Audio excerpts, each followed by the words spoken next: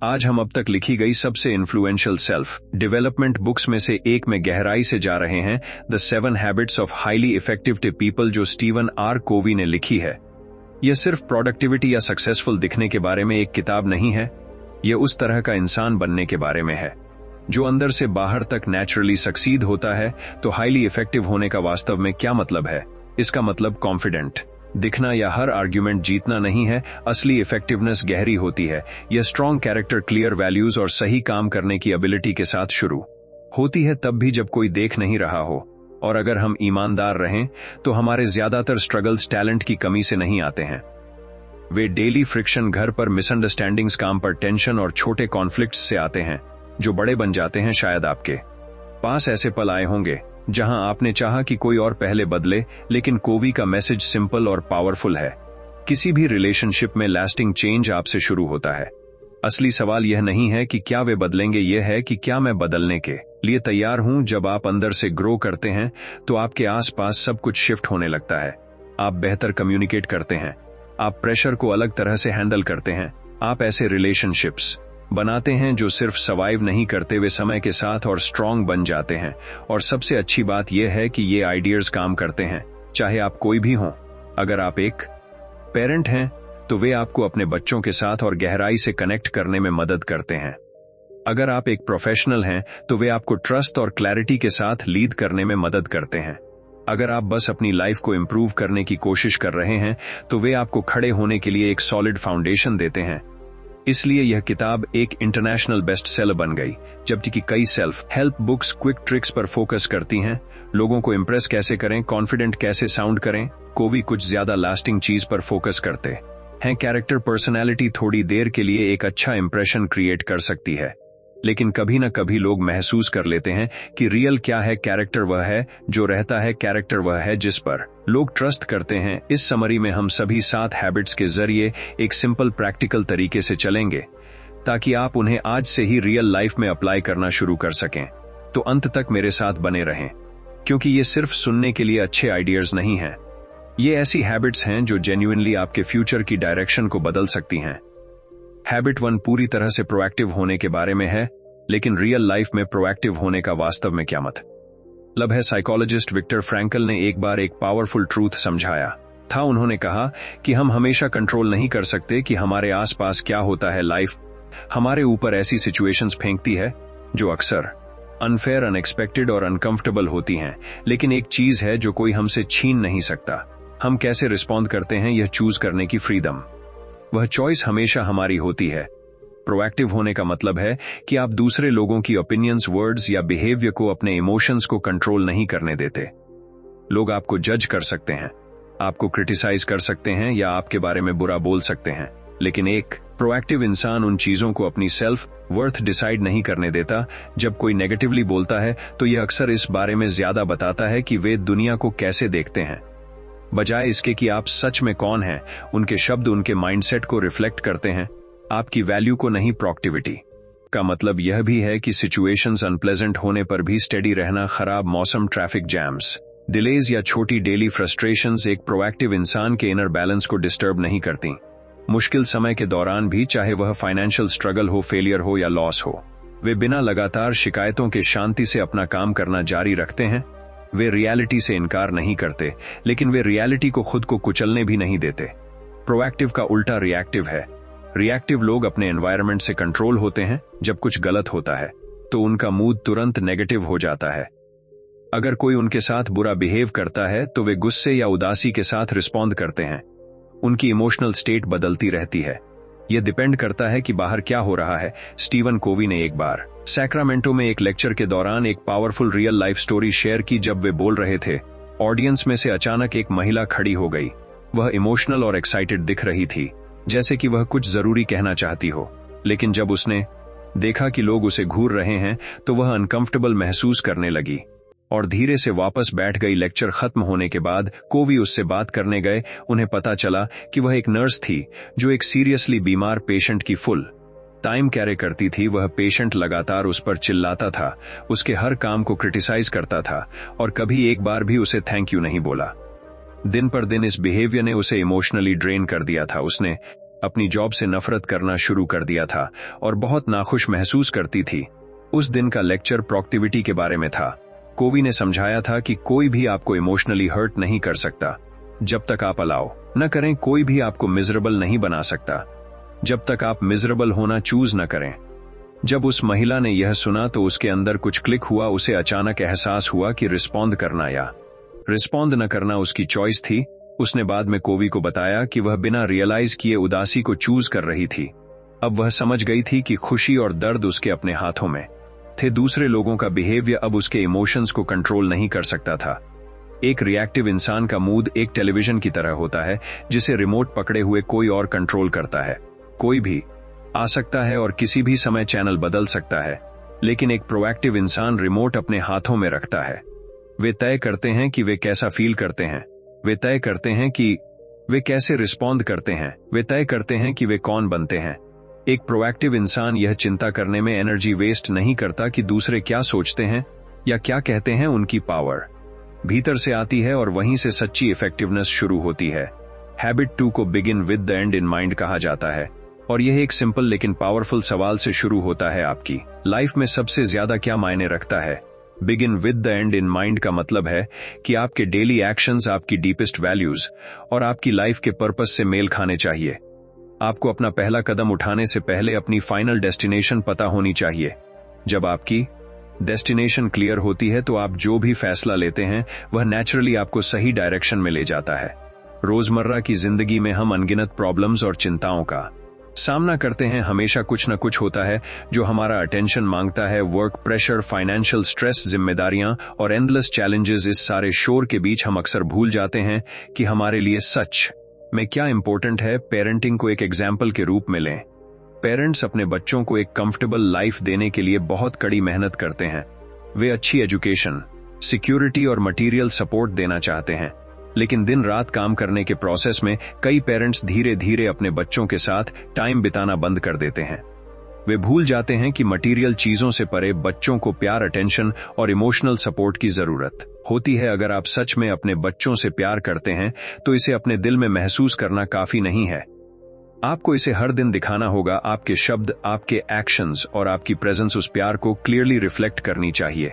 और यह सिर्फ बच्चों पर अप्लाई नहीं होता, यह आपके पेरेंट्स, आपके पार्टनर और हर उस इंसान पर अप्लाई होता है जो आपकी लाइफ में सच में मायने रखता है। Begin with the and in mind का मतलब है क्लियरली जानना कि आप किसकी सबसे ज्यादा वैल्यू करते हैं। कुछ लोगों के लिए यह उनके रिलेशनशिप्स हैं, दूसरों के लिए यह ऑनेस्टी, इंटेग्रिटी या रिस्पेक्ट जैसे प्रिंसिपल्स हैं। आपकी वैल्यूज जो भी हों, उन्हें आपकी चॉइसेस को गाइड करना चाहिए।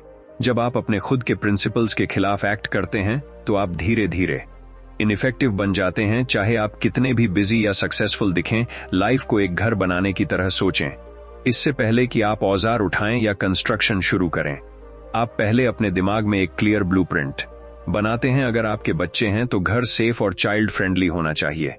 अगर आपको कुकिंग पसंद है तो किचन को थॉटफुल डिजाइन की जरूरत है। प्रॉपर प्लानिंग के बिना कंस्ट्रक्शन मेसी हो जाता है और अंत में आप उन गलतियों को ठीक करने में एक्स्ट्रा पैसा खर्च करते हैं जिन्हें अवॉइड किया जा सकता था। लाइफ भी उसी तरह काम करती है। लाइफ के हर इंपॉर्टेंट एरिया को क्लैरिटी और प्लानिंग की जरूरत होती है। Begin with the and in mind का मतलब है एडवांस में तय करना कि आप किस तरह का इंसान बनना चाहते हैं और आप चाहते हैं कि आपकी लाइफ किस चीज के लिए जानी जाए। फिर आप यह पक्का करते हैं कि आपके डेली एक्शंस उस विजन के साथ अलाइन हों। खुद से पूछें कि आप किसकी सबसे ज्यादा वैल्यू करते हैं। क्या यह ऑनेस्टी है? क्या यह रिस्पेक्ट है? क्या यह फैमिली ग्रोथ या इनर पीस है? अपने दिन की शुरुआत उन वैल्यूज को दिमाग में रखकर करें। उन पर ट्रस्ट करें, उन्हें पकड़ कर रखें। जब चैलेंजेस आते हैं, और वे हमेशा आएंगे, तो आपकी वैल्यूज आपके रिस्पॉन्स को गाइड करेंगी और आपको कॉन्फिडेंस और क्लैरिटी के साथ आगे बढ़ने में मदद करेंगी। हैबिट 3 को पुट फर्स्ट थिंग्स फर्स्ट कहा जाता है और इस हैबिट को अक्सर सिंपल टाइम मैनेजमेंट के रूप में गलत समझा जाता है, लेकिन रियलिटी में यह उससे कहीं गहरा है। यह आपके टाइम को मैनेज करने के बारे में नहीं है, यह खुद को मैनेज करने के बारे में है।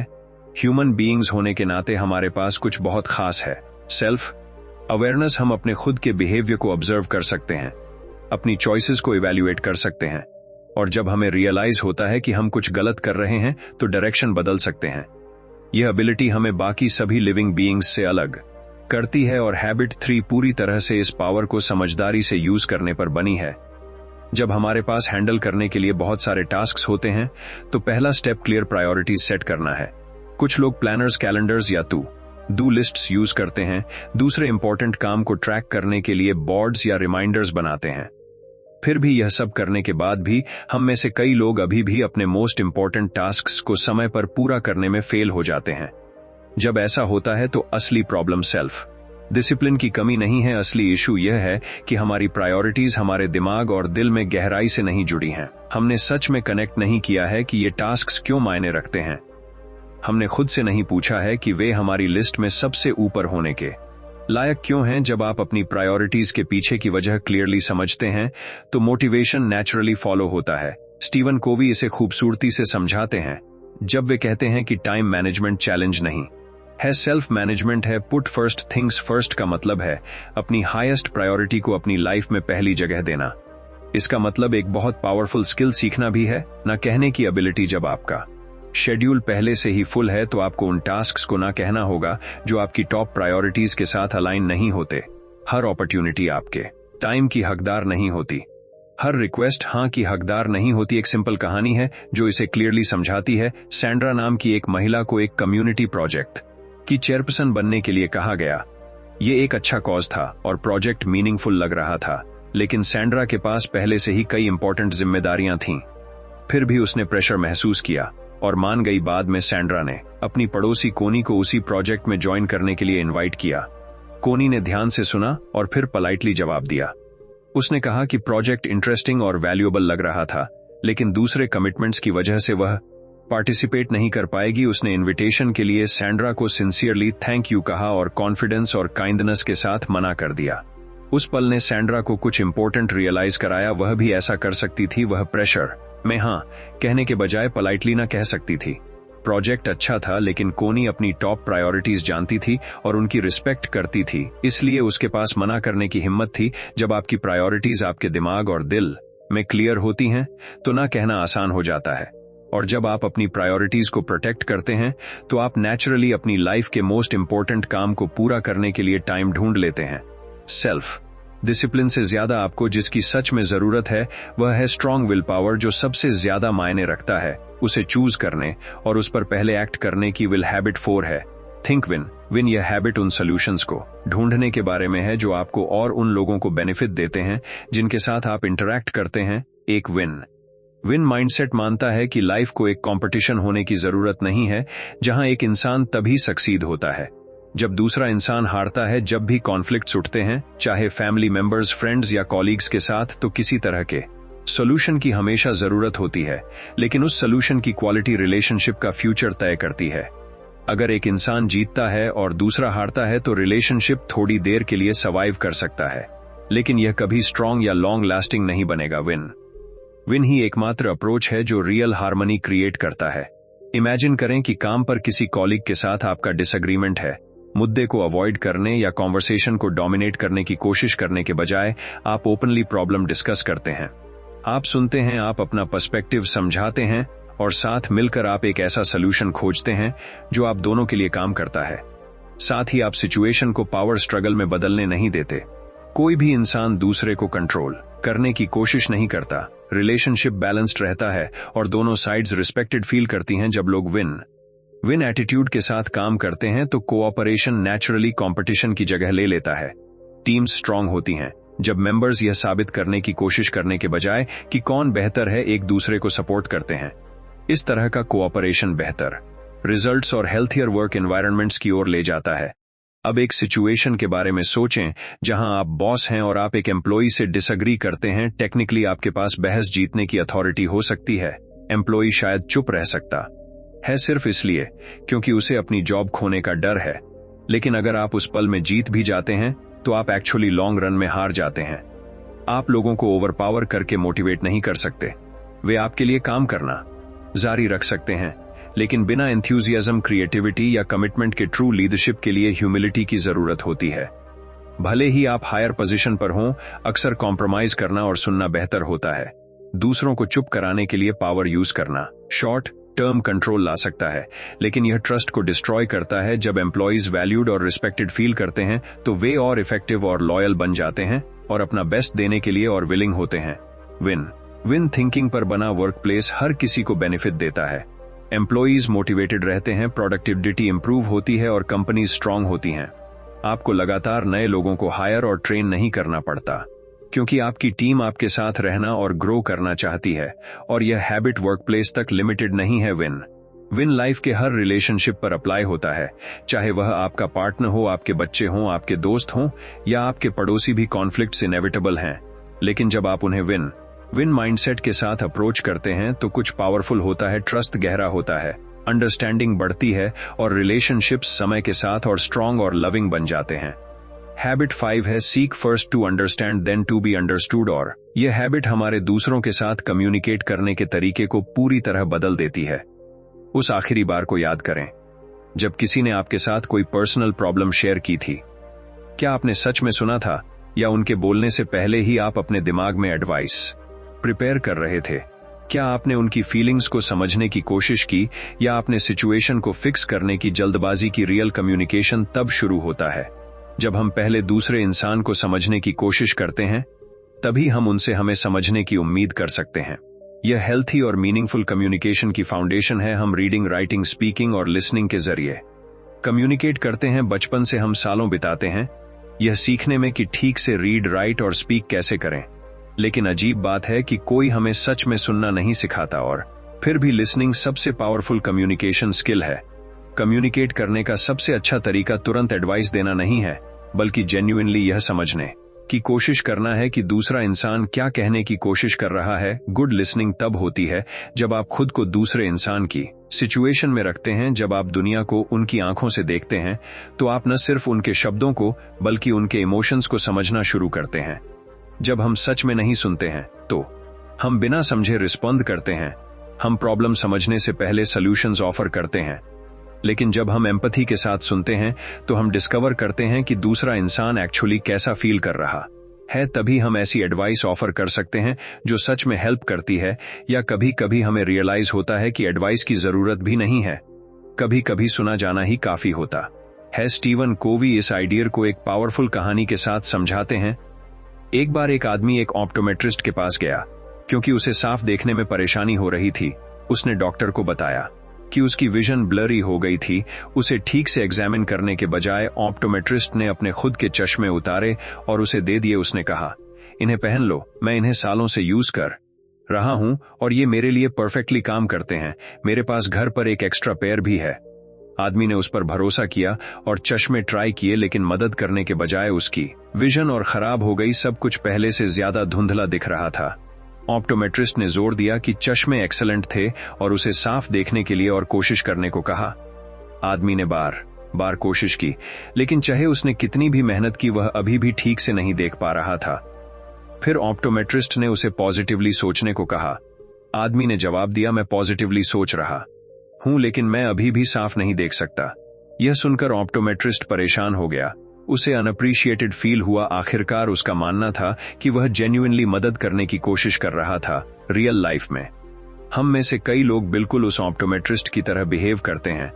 हम ऐसी बातें कहते हैं, अगर मैं तुम्हारी जगह होता, या बस वो करो जो मैं कह रहा हूं। हम असूम कर लेते हैं कि जो हमारे लिए काम करता है वह हर किसी के लिए काम करना चाहिए, लेकिन हम शायद ही कभी यह समझने के लिए रुकते हैं कि दूसरा इंसान एक्चुअली कैसा फील करता है। रिजल्ट प्रिडिक्टेबल है। लोग हम पर ट्रस्ट करना बंद कर देते हैं। वे अपनी प्रॉब्लम्स शेयर करना बंद कर देते हैं और वे यह मानना बंद कर देते हैं कि हम सच में केयर करते हैं। अगर आप जेन्युइनली किसी की मदद करना चाहते हैं तो पहला स्टेप सिंपल है, उन्हें समझें, एम्पैथी के साथ सुने। जब लोग अंडरस्टूड फील करते हैं तो ट्रस्ट नेचुरली बढ़ता है। उन्हें रियलाइज होता है कि आपके एक्शंस केयर से आते हैं, हिडन मोटिव्स से नहीं। और एक बार जब वह ट्रस्ट बन जाता है तो कुछ खूबसूरत होता है। वे आपको समझने के लिए भी और ओपन हो जाते हैं। हैबिट 6 है सिनर्जाइज। सिनर्जी शब्द एक पावरफुल आइडिया से आता है। होल अपने पार्ट्स के सम से बड़ा होता है। आसान शब्दों में, जब लोग साथ काम करते हैं तो वे उससे कहीं ज्यादा अचीव कर सकते हैं जो वे अकेले कर सकते थे। जब एक इंसान दूसरे को सपोर्ट करता है तो उनकी कंबाइंड एफर्ट कुछ बड़ा और स्ट्रांग क्रिएट करती है। टीम्स में भी यही सच है। जब टीम मेंबर्स आइसोलेशन में काम करने के बजाय कोलैबोरेट करते हैं तो उनके रिजल्ट्स मल्टीप्लाई हो जाते हैं। इसलिए टीम वर्क अक्सर ऐसी सक्सेस की ओर ले जाता है जो कोई सिंगल इंडिविजुअल अकेले अचीव नहीं कर सकता। आप नेचुरल डिजास्टर्स, आग, बाढ़, भूकंप या तूफान के दौरान सिनर्जी को क्लियरली देख सकते हैं। इन पलों में लोग अपने डिफरेंसेस भूल जाते हैं, वे साथ आते हैं, अजनबियों की मदद करते हैं और जान बचाने और कम्युनिटीज को रीबिल्ड करने के लिए एक होकर काम करते हैं। मुश्किल सिचुएशंस नेचुरली कोऑपरेशन जगाती हैं, लोग एकजुट होते हैं क्योंकि सर्वाइवल और ह्यूमैनिटी ईगो या डिसएग्रीमेंट से ज्यादा इंपॉर्टेंट बन जाते हैं। सिनर्जी का मतलब कोऑपरेशन और कोलैबोरेशन भी है। इसका मतलब साथ आगे बढ़ना और किसी भी ग्रुप में एफर्ट्स को कंबाइन करना है, चाहे वह फैमिली हो, वर्क प्लेस हो या कम्युनिटी हो। सिनर्जी पावरफुल रिजल्ट्स क्रिएट करती है, लेकिन रियलिटी यह है कि एवरीडे लाइफ में सिनर्जी आसानी से नहीं होती। सबसे बड़ा चैलेंज हमारे डिफरेंसेस हैं। हर इंसान के सोचने का एक यूनिक तरीका और एक अलग पॉइंट ऑफ व्यू होता है। हम सभी दुनिया को अपने एक्सपीरियंसेस, बिलीफ्स और लिमिटेशंस के जरिए देखते हैं। क्योंकि हमारा पर्सपेक्टिव लिमिटेड है, रियलिटी की हमारी अंडरस्टैंडिंग भी लिमिटेड है। इसलिए दूसरे लोगों को समझना और उनके एक्सपीरियंसेस से सीखना इतना इंपॉर्टेंट है। इसे एक ऑप्टिकल इल्यूजन की तरह सोचें। आप एक इमेज में एक यंग वुमन देख सकते हैं, जबकि कोई और एक ओल्ड वुमन देखता है। दोनों इंटरप्रिटेशंस एक ही समय पर सही हो सकते हैं। इमेज नहीं बदली है, सिर्फ पर्सपेक्टिव बदला है। कौन सही है, इस पर बहस करना मदद नहीं करता। जो सच में मायने रखता है वह है रियलाइज करना कि एक बिगर पिक्चर है। सच में सिनर्जाइज करने के लिए हमें दूसरे लोगों के व्यू पॉइंट्स को समझने की कोशिश करनी चाहिए। जब हम ऐसा करते हैं तो हमारा विजन एक्सपैंड होता है। हम ऐसी चीजें देखना शुरू करते हैं जो हम पहले नहीं देख सकते थे। सिनर्जी कोऑपरेशन के बारे में है। ये डिफरेंसेस को एक्सेप्ट करने और उन आइडियाज को रिस्पेक्ट करने के बारे में है जो आपके अपने नहीं हैं। इसका मतलब यह साबित करना नहीं है कि आप सही हैं और दूसरा इंसान गलत है। इसके बजाय इसका मतलब यह जानने के लिए क्यूरियस होना है कि वे दुनिया को कैसे देखते हैं। जब आप दूसरा पर्सपेक्टिव समझते हैं तो आपकी नॉलेज बढ़ती है। आप कुछ नहीं खोते, बहस से बेहतर कई ऑल्टरनेटिव्स हैं। जब आप दूसरे लोगों के व्यूज को रिस्पेक्ट करते हैं तो आप कोलैबोरेशन के लिए स्पेस क्रिएट करते हैं और कोलैबोरेशन के जरिए कुछ नया और मीनिंगफुल पैदा होता है। साथ मिलकर लोग सॉल्यूशंस, आइडियाज और रिजल्ट्स क्रिएट कर सकते हैं जो अकेले कभी पॉसिबल नहीं होते। हैबिट 7 को शार्पन द सॉ कहा जाता है और यह हैबिट आपके ग्रेटेस्ट एसेट यानी आपकी केयर करने के बारे में है। शार्पनिंग द सॉ का मतलब है खुद को कंटिन्यूअसली रिन्यू करना और अपनी ग्रोथ को कभी नहीं रोकना। आप अपने पास मौजूद सबसे वैल्यूएबल टूल हैं और किसी भी टूल की तरह लाइफ में इफेक्टिव बने रहने के लिए आपको रेगुलर मेंटेनेंस की जरूरत है। आपको हर एरिया में फिजिकली, मेंटली, इमोशनली, सोशली और स्पिरिचुअली इंप्रूव करते रहना चाहिए। फिजिकल रिन्यूअल मूवमेंट के साथ शुरू होता है। आपको महंगे जिम मेंबरशिप्स या फैंसी इक्विपमेंट की जरूरत नहीं है। घर पर सिंपल एक्टिविटीज काफी से ज्यादा हैं। आप वॉक, जॉग, रन या बेसिक एक्सरसाइजेज कर सकते हैं। यहां तक कि रेगुलर की गई स्लो, जेंटल एक्टिविटीज भी बहुत बड़ा डिफरेंस ला सकती हैं। जब आप कंसिस्टेंट रहते हैं तो आप अपनी बॉडी को दिन पर दिन स्ट्रांग और हेल्थी होते हुए नोटिस करेंगे। स्पिरिचुअल रिन्यूअल भी उतना ही इंपॉर्टेंट है। ऐसे पल होते हैं जब लाइफ ओवरवेलमिंग लगती है और डेली चैलेंजेस हमें मेंटली और इमोशनली एग्जॉस्टेड छोड़ देते हैं। उन समयों के दौरान हमें इंस्पिरेशन और इनर पीस की जरूरत होती है। कुछ लोग इसे प्रेयर के जरिए पाते हैं, दूसरे म्यूजिक, रीडिंग या नेचर में समय बिताने के जरिए। जो मायने रखता है वह है डिस्कवर करना कि आपकी स्पिरिट को काम और रिचार्ज्ड फील करने में क्या मदद करता है। कभी कभी अपनी लाइफ पर रिफ्लेक्ट करने के लिए एक छोटा ब्रेक लेना भी क्लैरिटी और एनर्जी रिस्टोर कर सकता है। उम्र बढ़ने के साथ मेंटल रिन्यूअल अक्सर निग्लेक्ट हो जाता है। जब हम यंग होते हैं तो लर्निंग नेचुरली होती है, लेकिन स्कूल या कॉलेज के बाद कई लोग पढ़ना बंद कर देते हैं और अपने दिमाग को चैलेंज करना बंद कर देते हैं। लर्निंग कभी क्लासरूम्स तक लिमिटेड नहीं होनी चाहिए। आप बुक्स पढ़कर, न्यू आइडियाज एक्सप्लोर करके या न्यू स्किल्स ट्राई करके लाइफ भर खुद को एजुकेट करना जारी रख सकते हैं। यहां तक कि एक छोटा गोल सेट करना, जैसे महीने में एक किताब खत्म करना, आपके दिमाग को शार्प और क्यूरियस रख सकता है। सोशल और इमोशनल रिन्यूअल गहराई से जुड़े हुए हैं। हमारे इमोशंस दूसरों के साथ हमारे इंटरैक्शंस से शेप होते हैं। हर दिन हमें रिलेशनशिप्स को स्ट्रॉन्ग करने, काइंडनेस दिखाने और ट्रस्ट बिल्ड करने के अपॉर्चुनिटीज देता है। अपने आसपास के लोगों, अपने फैमिली, फ्रेंड्स और यहां तक कि अपने पड़ोसियों से प्यार करना लाइफ में डेप्थ और मीनिंग जोड़ता है। एक काइंड और केयरिंग नेचर सिर्फ रिलेशनशिप्स इंप्रूव नहीं करता, यह अक्सर एक लंबी और हैप्पी लाइफ की ओर ले जाता है। स्टीवन कोवी इस हैबिट को एक पावरफुल कहानी के साथ समझाते हैं। इमेजिन करें कि आप एक जंगल से गुजर रहे हैं और एक आदमी को एक छोटा पेड़ काटते हुए देखते हैं। वह एग्जॉस्टेड लग रहा है। जब आप पूछते हैं कि वह कितनी देर से काम कर रहा है, तो वह जवाब देता है 5 घंटे हो गए हैं और मैं पूरी तरह थक चुका हूं। यह बहुत मुश्किल काम है। आप सजेस्ट करते हैं कि वह एक छोटा ब्रेक ले और अपनी आरी को शार्प करे। आप उसे बताते हैं कि एक बार आरी शार्प हो जाए तो काम आसान और तेज हो जाएगा। लेकिन आदमी मना कर देता है। वह कहता है कि वह पेड़ काटने में इतना बिजी है कि आरी शार्प करने में टाइम वेस्ट नहीं कर सकता। हम में से कई लोग अपनी लाइफ बिल्कुल ऐसे ही जीते हैं। किसी भी चीज को इफेक्टिवली काटने के लिए आरी शार्प होनी चाहिए। उसी तरह एक इंसान के रूप में और इफेक्टिव बनने के लिए हमें खुद को रिन्यू करने के लिए टाइम निकालना चाहिए। जो टूल्स आपको चाहिए वे पहले से आपके पास हैं, आपको बस उन्हें रेगुलरली शार्प करने की जरूरत है। आपकी बॉडी, आपका माइंड और आपकी सोल आपके ग्रेटेस्ट एसेट्स हैं।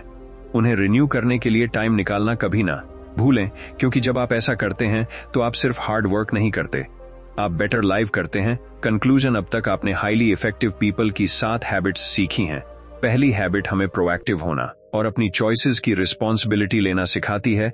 दूसरी हैबिट हमें याद दिलाती है कि begin with the and in mind, यानी अंत को ध्यान में रखकर शुरुआत करें ताकि हर एक्शन पर्पस और वैल्यूज से गाइडेड हो। तीसरी हैबिट हमें दिखाती है कि फर्स्ट थिंग्स फर्स्ट, यानी सबसे जरूरी चीजों को पहले कैसे रखें और जो सच में मायने रखता है उसे प्रायोरिटी दें। चौथी हैबिट हमें थिंक विन विन, यानी विन विन सोचने और ऐसे सॉल्यूशंस खोजने के लिए एनकरेज करती है जो शामिल सभी लोगों को बेनिफिट दें। पांचवी हैबिट हमें अंडरस्टूड होने की उम्मीद करने से पहले गहराई से सुनने और दूसरों को समझने के लिए सिखाती है।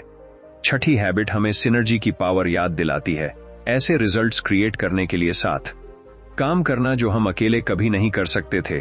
और अंत में 7वीं हैबिट हमें शार्पन 100, यानी आरी को तेज करना सिखाती है ताकि हम कंटिन्यूअसली खुद को रिन्यू कर सकें और लाइफ भर ग्रो कर सकें। पहली 3 हैबिट्स आपको अपना कैरेक्टर स्ट्रॉन्ग करने में मदद करती हैं।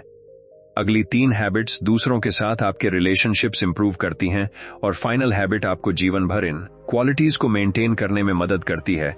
लेकिन सीखना सिर्फ पहला स्टेप है। असली ट्रांसफॉर्मेशन तब शुरू होता है जब आप इन हैबिट्स को अपनी डेली लाइफ में अप्लाई करना शुरू करते हैं। जब आप किसी मुश्किल सिचुएशन का सामना करें तो प्रोएक्टिव होना चूज करें। जब कॉन्फ्लिक्ट उठे तो विन सोल्यूशन देखें। याद रखें, कोई भी चीज बार बार एक्शन के जरिए ही हैबिट बनती है। जैसा कि अरस्तु ने एक बार कहा था, हम वही हैं जो हम बार बार करते हैं, इसलिए एक्सेलेंस एक एक्ट नहीं बल्कि एक हैबिट है। उस विचार के साथ यह समरी समाप्त होती है। अगर आपको यह हेल्पफुल लगी तो कमेंट्स में अपने थॉट्स शेयर करें और हमें बताएं कि आप अगली कौन सी बुक समरी सुनना चाहेंगे। आपका सपोर्ट और फीडबैक सच में हमें मीनिंगफुल कंटेंट क्रिएट करते रहने के लिए मोटिवेट करता है। सुनने के लिए थैंक यू और एक समय में एक हैबिट ग्रो करते रहें।